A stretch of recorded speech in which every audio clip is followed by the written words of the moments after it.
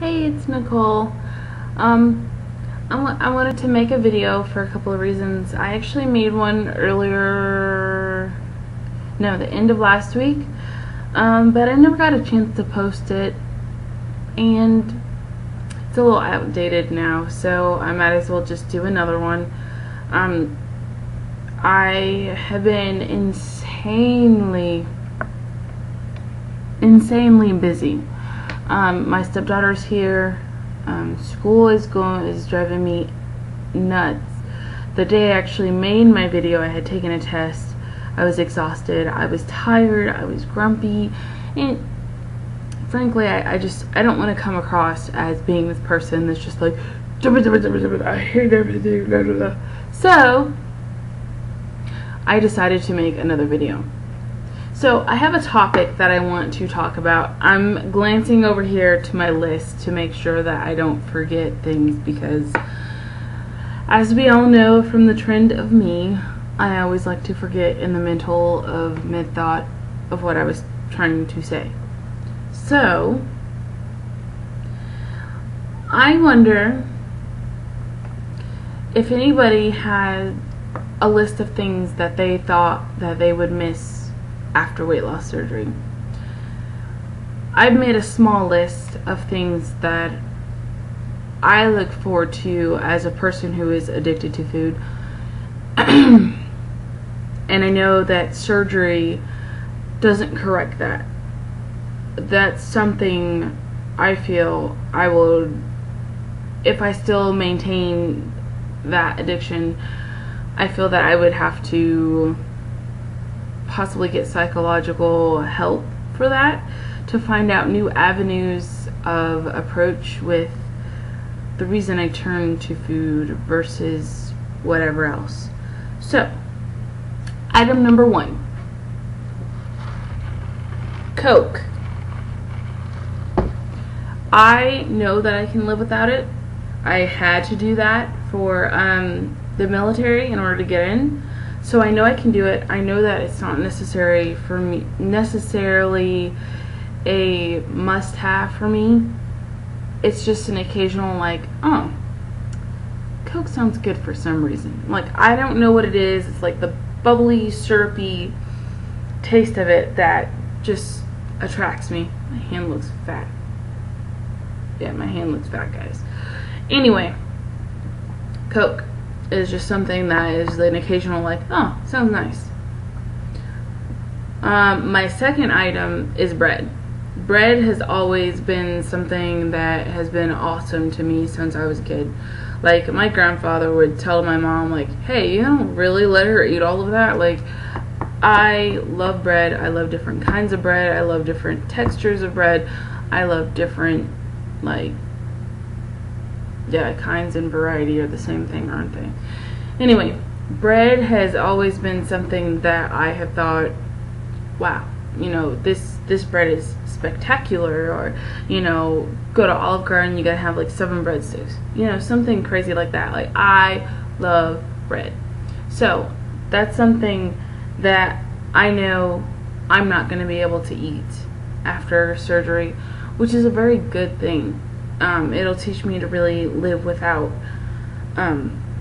bread, and I honestly think that it would help me a lot to stay away from bread and to figure out some other type of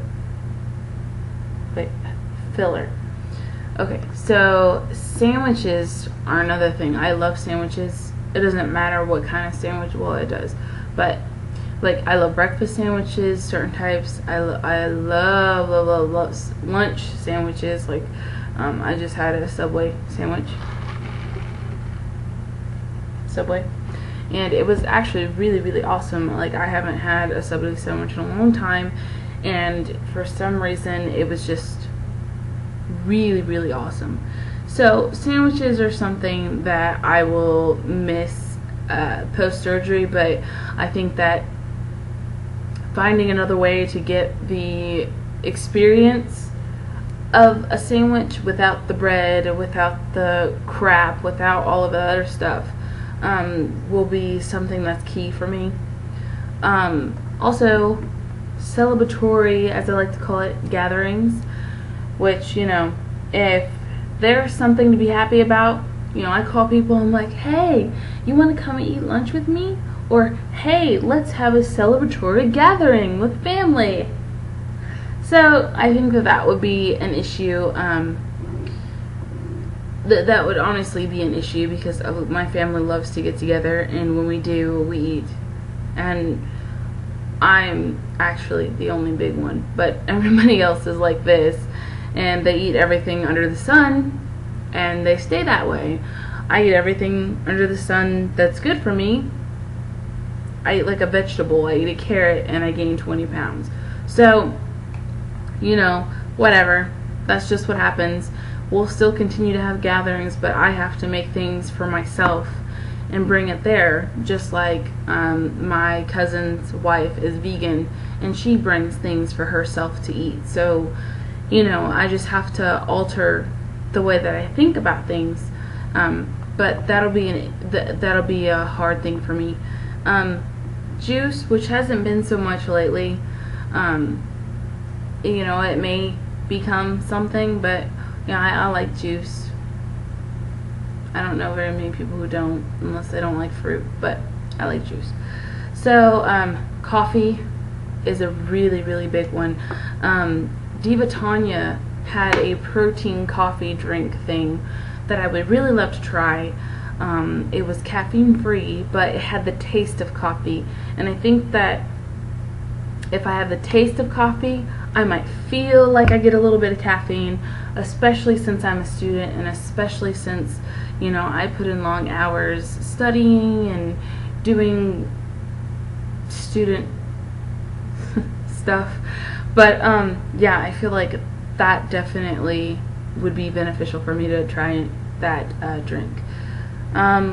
Something else I want to let you guys know is my nutrition appointment is August 5th.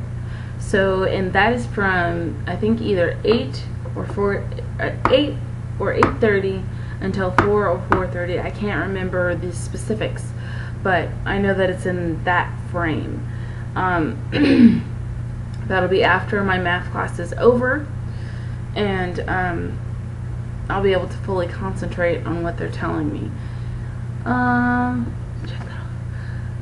My pre-op appointment is next Friday, July 16th. I think that's next Friday, right? Hold on. Pause, guys. I was trying to hope to not have a pause. Yes, next Friday is the 16th, and that's my pre-op appointment with pulmonology and all the blood test stuff. And unfortunately, it starts at 6:30 in the morning, which I know because of fasting and stuff like that. That's why that starts so early, but that blows. Another question I had for you guys, I'm running out of time here, so I have to hurry up and ramble this out, is pre-op, were you worried about keeping the new habits that you had created during the whole weight loss phase? For me personally, I'm afraid that I will, you know, maintain something because I'm getting something out of it. I'm getting weight loss, I'm getting a new pant size, I'm getting, you know, better confidence or whatever, a healthier life. But then once I get to that goal, you know, how do I motivate myself to continue on?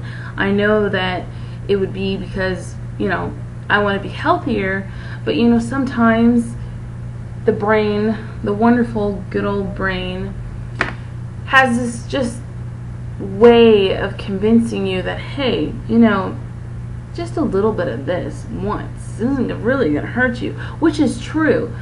You do need to have balance and stuff like that, but then that addiction side kicks in, and then you're like, well, I want this again, and then I want this again, and then before you know it, you're doing this type of alteration to your diet, and then your balance, okay, there we go, your balance goes from this to this, and then you're back to where you were. So I want to know if you guys were worried about that once you were post weight loss surgery, and if you are post weight loss surgery, How do you think you handle it now, being further out? I think I'm out of time. Hopefully everybody's doing awesome, and I will talk to you soon. Bye!